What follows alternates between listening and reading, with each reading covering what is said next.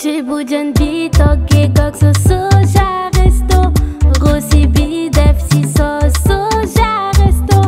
Nulu bidef si so soja resto Kolabora fet chapta busa paral resto Soso achiki ak so soja resto Soso ginara ak so soja resto Mishwi bi ak so soja resto Sayoko yake suisi aron épicé resto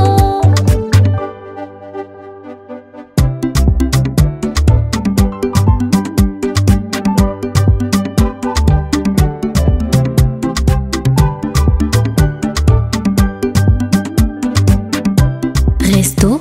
so commencé d'autoko bay.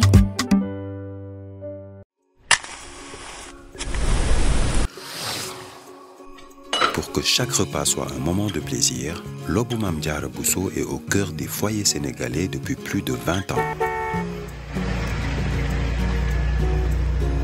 Situé au kilomètre 18 route de Rufisque à Dakar, Lobou Mame Diarra Bousso est une société 100% sénégalaise spécialisée dans l'enfûtage et la distribution de gaz butane. C'est une équipe de plus de 200 collaborateurs guidés par une même volonté, participer activement au développement du Sénégal. Ces équipes s'appuient sur des valeurs familiales partagées et une expérience professionnelle forte, faisant de Lobogaz la marque préférée des Sénégalais. Le souci de chacun de nos collaborateurs est l'accessibilité de nos produits à tous et partout. Notre leadership sur le butane, nous le devons aux ménages sénégalais qui ne cessent de nous renouveler leur confiance, faisant de nous le leader incontesté du marché du gaz, notamment de la 9 kg. Nous avons conçu cette bouteille en respectant les normes de sécurité en la matière. Cette invention est déposée auprès de l'Organisation africaine de la propriété intellectuelle. Assurément tournée vers l'avenir, nous maîtrisons toute la chaîne d'approvisionnement du gaz, allant de l'importation à la distribution sur le marché national et à la réexportation. Notre fibre patriotique, notre recherche permanente d'innovation et notre souci de sécurisation de l'approvisionnement du pays en gaz butane ont motivé la construction de 4 sphères sous talus d'une capacité totale de 6200 tonnes. Lobou Mame Diarra Bousso est ainsi le numéro 1 au Sénégal et dans la sous-région en stockage conforme de gaz butane. Nos lignes de production comportent 7 carrousels, composés chacun de 12 bascules automatiques et de 5 autres bascules manuelles, soit une capacité de production de 9000 bouteilles par heure, ce qui nous permet d'approvisionner le marché sénégalais en toute fiabilité. Le gaz butane reste un produit inflammable et parce que la sécurité est primordiale pour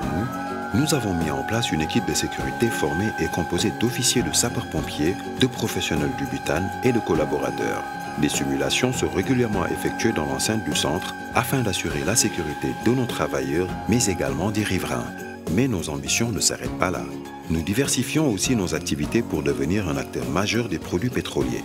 et avons lancé en 2016 notre première station-service sous la marque Lobou Oil, avec la volonté d'innover dans la distribution d'hydrocarbures à l'instar du butane. Modernité, expertise, innovation. Aujourd'hui, nous sommes engagés pour répondre aux besoins de toute la société sénégalaise. Notre professionnalisme nous a valu la confiance de nombreuses entreprises au-delà de nos frontières, faisant ainsi de Lobou Mame Diarra Bousso un acteur incontournable de la sous-région. Demain, notre ambition est de renforcer notre présence en Afrique de l'Ouest pour conquérir de nouveaux marchés. Pour continuer à vous accompagner partout, et parce que vous méritez toujours mieux, Lobou Mame Diarra Bousso ne cesse d'innover, de voir plus loin.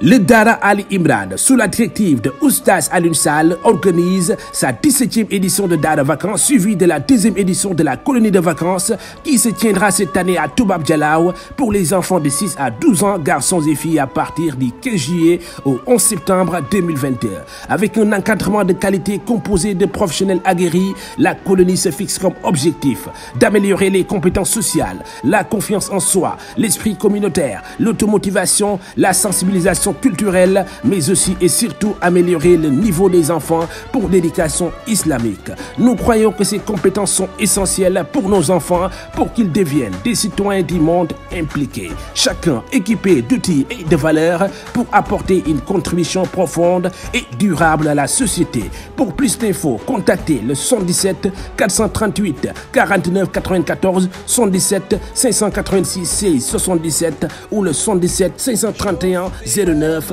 28.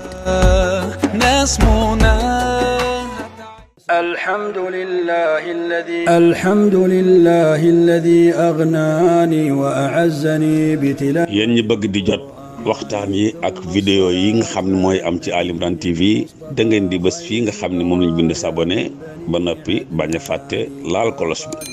Ali Imran TV mooy chaîne bi nga xam ne moo leen di jàngal seen diine jëleen yeey ci mbirum àdduna. أعوذ بالله السميع العليم من الشيطان الرجيم بسم الله الرحمن الرحيم mbokk jullit yi ñu ngi leen di nuyu di leen ziyaara bu baax gannaaw bi ñu nuyee suñu boroom di ko sant di julli ci ngeen ci mbindeef di ñaan boroom bi subhaanahu wa ta'ala mu nangul ñu suñu lépp ñaan yi nga xam ne moom la ñu yëkkati guddi ak bëccëg suñuy jaamu yàlla ak suñuy wéet ak suñuy projet yal na yàlla nangu lépp. ñuy amaat ak yéen jotaay boo xam ni yàgg nañ koo am ak yéen wala bañ ko dooree yàggut noonu waaye ñu ngi ñaan borom subhanahu wa taala mu yàgg te mu amal ñu njëriñ aussi muy wàllu dégg-dégg bi ñuy am ci ñaan philosophie de l'invocation falsafatu du'a di ñaan borom bi subhanahu wa ta'ala dégg ak topp di ko ñaan lépp loo xam ni xéewalu àddina la ak xéewalu àllaaxira yal nañu ko yàlla jégleel. Suñu borom subhanahu wa ta'ala moom mooy kii nga xam ni lu mu dige rek dina ko def ndax moom moo ne nañ ko ñaan suñ ko ñaanee mu may ñu nañ ko ñaan suñ ko ñaanee mu may ñu donc kii la wax ne ñaan ma soo ma ñaanee ma may la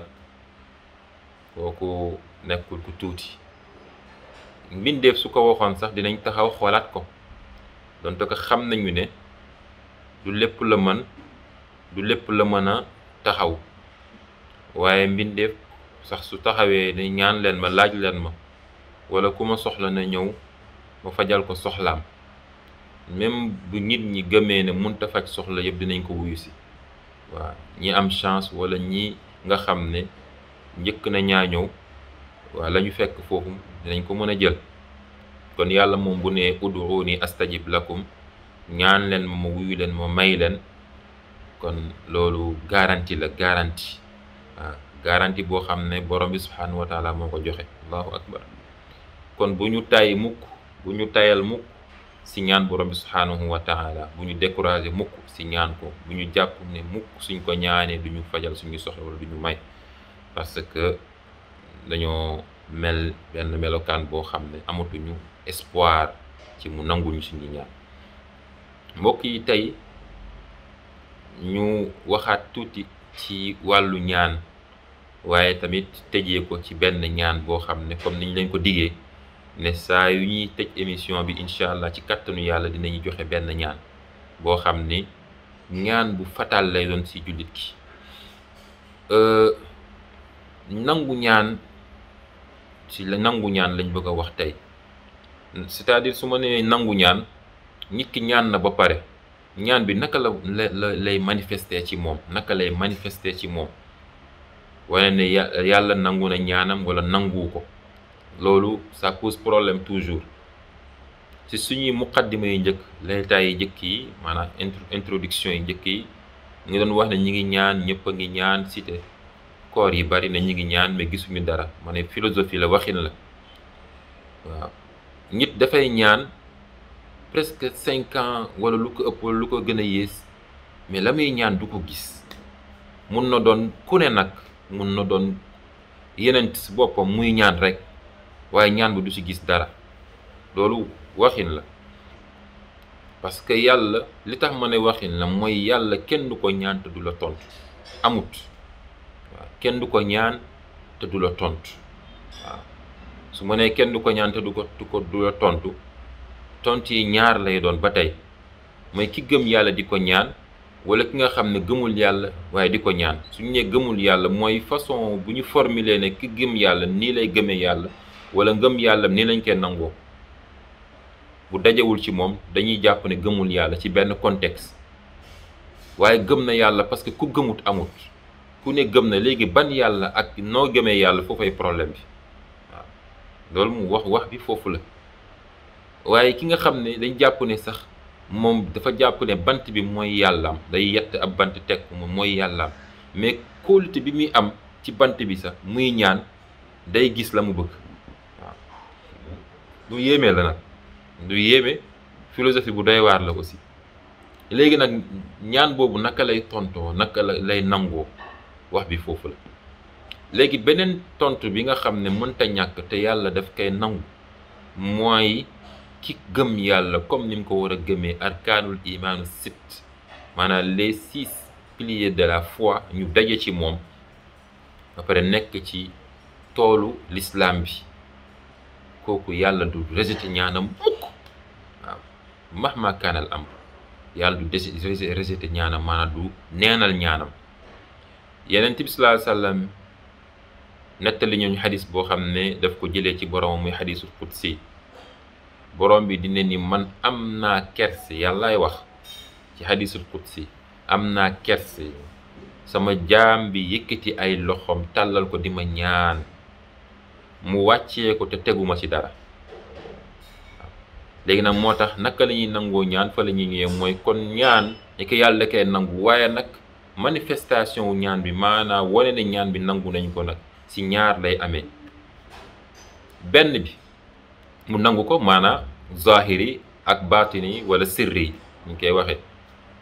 maanaam boo xam dafa feeñ ak boo xam dafa nëbb te d'ailleurs bi nëbb moo gën a garaaw moo gën a yéeme ñun bu feeñ bi lañ gën a bëgg masalan exemple bëgg naa xaalis waaw xaalis moo yëngal jamono parce que xaalis boo ko amulee sa dara du sotti daanaka sa dara du sotti doo jaamu yàlla doo mooy yàlla waaw ku bëgg a mooy yàlla dëgg-dëgg faw mu am xaalis ku bëgg a jaamu yàlla dëgg-dëgg faw mu am xaalis moo tax xaalis yéeme lu baax la nag diine la xaalis diine la ñi mu mën a comprendre mooy tey l'islam rek moo am ponk yoo xam ne xaalis moo koy taxawal lu benn azaka ku amulee xaalis doo ponk boobu doo ko def c'est-à-dire kon bari na ñu bari ci jullit nañ dund ba dee juróomi ponk l'islam yi du mat ci ñoom du daje ci ñoom allahu akbar waaw parce que bari nañu man da ci laa bokk musuma génne azaka parce que aw ma ko mënuma koo génne waaw kon ndeke ba léegi juróomi ponk l'islam yi dajewul ci man dafa yéeme kon xaalis diine la waaw donc kii bëgg a xaalis mu ñaan yàlla xaalis yàlla may ko xaalis loolu doa la boo xam ne ñaan la boo xam ne zahiri la c'est-à-dire dafa ñaan borom bi subhanahu wa taala mu daal di nangu ñaanam ci nangu boo xamante ni bii dafa feeñ am koo xam ne dafay ñaan borom bi subhanahu wa taala lan la koy ñaan daf koy ñaan kër yàlla nangul ko ñaanam kër lu baax la macha allah mu may ko kër boo ko doon toppee noonu lu bari la ainsi de suite waaye nag mu am beneen zahiri baatini boo xam ne boobu la ñuy wax baatini maanaam boo xam ne dafa làqu dafa nëbbu maanaam boobu nit ki du ko gis yàlla day nangu ñaanam mais bu mu ko nangoo lam ko ñaan joxu ko loolu directement lam ko ñaan tontu ko loolu directement daf ko ñaan xaalis mayu ko xaalis mu ñaan ko kër mayu ko kër waaye lam ko ñaanul yëpp boo ko dajalee day nekk loo xamante ni bii daf koy dencal ci ay kumpa yoo xamante ni bii kumpa yooyu du ko mën a comprendre moom waaw ñaari comme niñ ko waxee ñaari tontu lay doon bu feeñ ak bu nëbb donc bu nëbb bi loolu la bu nëbb bi moo gën a yéeme moo gën a efficace parce que boobu jeexitalam kenn du ko gis jeexitalam ni nga koy gisee nag moom tamit ay façon la mooy ñaan nga yàlla ñaan la nga ko doon ñaan sottiwul waaye ngay dox ba si yàgg rek benn oto traversé noroon laa yóbbaale rek mu mel ni yow daal mënoo expliquer loo def ba mucc noo def ba texe noo def ba rëcc loolu ab ñaan la boo ñaanoon borom bi téye ko téye boobu la la fayee lii donc nga nekk di dund fekk am na benn feebar bu yéeme bu la waroon attaqué yàq sa àddina yàq sa avenir yàq sa liggéey yàq say programme yàq say projet yàq mboolem loo xam ne sumb nga ko te am nga yéene wu mu àgg nga bénéficier wu ci ak sa njaboot dimbali waale ci ay jaam yi baree bari waaye nag ngay ñaan di ñaan fekk projet boobu mi ngi sa kanam borom bi subhaanahu wa taala daal di lay musal ci feebar jooju bi mu la si musalee nga mën a àggali wala mën a accomplir li nga xam ne moom nga bëggoon donc ni ñaan di manifesté woo dafa bari loolu ci gàttan lañ leen di indil ci tey loo xamante ne bii mënta ñàkk waaye ñaan bi nga xam ne moom la ñuy fàttalante tey ñaanu musluwaay la boo xam ne moom ku ko wax dina la aar waaw boo ko waxee suba mu aar la ba timis boo ko waxee timis mu aar la ba fajar ñaan boobu yenent bi jàngale mooy bismillahi alladi laa yadurru maa ismihi shay'un fi l ardi wala fi lsama wa huwa alsamiu alalim donc xaw naa gaaw mais dinaa ko wax mu yéex bismillahi alladi laa yadurru maa ismihi shay'un fi l ardi wala fi lsama wa huwa alsamiu alalim waa ñaan bi nag xam naa incha allahu émission bii di ñëw ci kàttanu yàlla ñu jéem ko faram-fàcce détaillé ko leen joxaat dig daje altine bii di ñëw ci kàttan borom subhanahu wa taala ci Ali Imran TV seen émission falsafatu du'a la philosophie de l'invocation wassalaamu aleykum wa rahmatullahi wa barakatuh ci bu jën bi toggee gog sa soja resto rosi bi def si sos soja resto ñulu bi def si sos soja resto couleur bu rafet cafta bu saparal resto sosu wàcce ak sos soja resto sosu ginaar ak sos soja resto méchoui bi ak sos soja resto sayo ko yàkke suy si arôme épicé resto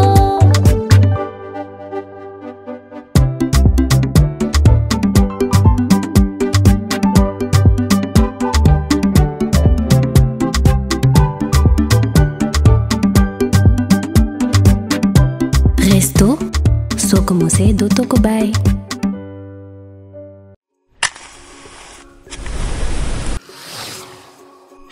Pour que chaque repas soit un moment de plaisir, Lobou Mame Diarra Bousso est au cœur des foyers sénégalais depuis plus de 20 ans. Situé au kilomètre 18 route de Rufisque à Dakar, Lobou Mame Diarra Bousso est une société 100% sénégalaise spécialisée dans l'enfûtage et la distribution de gaz butane.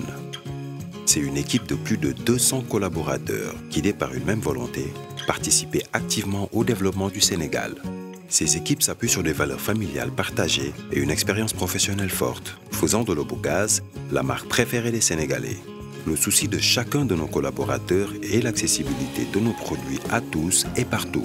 Notre leadership sur le butane, nous le devons aux ménages sénégalais qui ne cessent de nous renouveler leur confiance, faisant de nous le leader incontesté du marché du gaz, notamment de la 9 kg.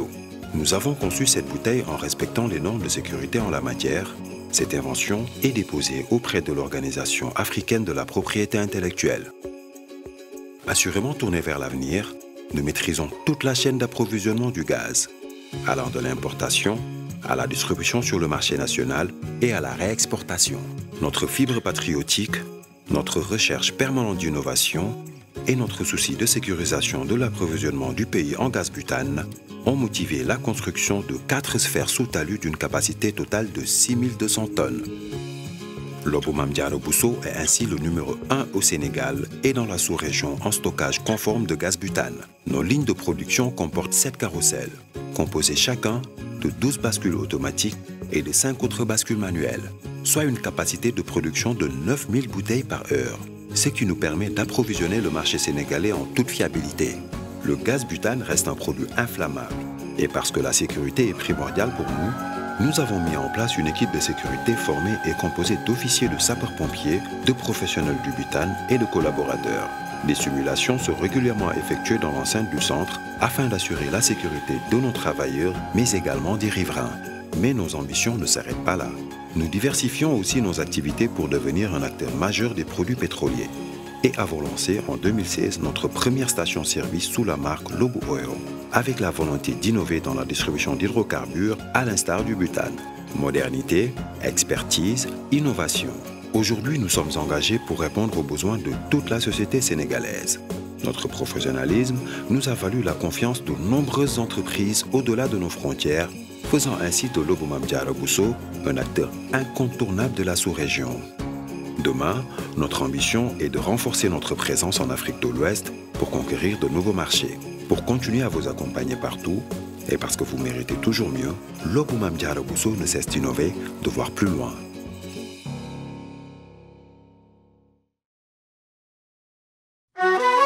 Le Dara Ali Imran, sous la directive de Oustaz Alioune Sall, organise sa 17e édition de Dara Vacances, suivie de la 2e édition de la colonie de vacances qui se tiendra cette année à Toubab Dialaw pour les enfants de 6 à 12 ans, garçons et filles, à partir du 15 juillet au 11 septembre 2022. Avec un encadrement de qualité composé de professionnels aguerris, la colonie se fixe comme objectif d'améliorer les compétences sociales, la confiance en soi, l'esprit communautaire, l'automotivation, la sensibilisation culturelle, mais aussi et surtout améliorer le niveau des enfants pour l'éducation islamique. Nous croyons que ces compétences sont essentielles pour nos enfants pour qu'ils deviennent des citoyens du monde impliqués, chacun équipé d'outils et de valeurs pour apporter une contribution profonde et durable à la société. Pour plus d'infos, contactez le 77 438 49 94, 77 586 16 77 ou le 77 531 09 28.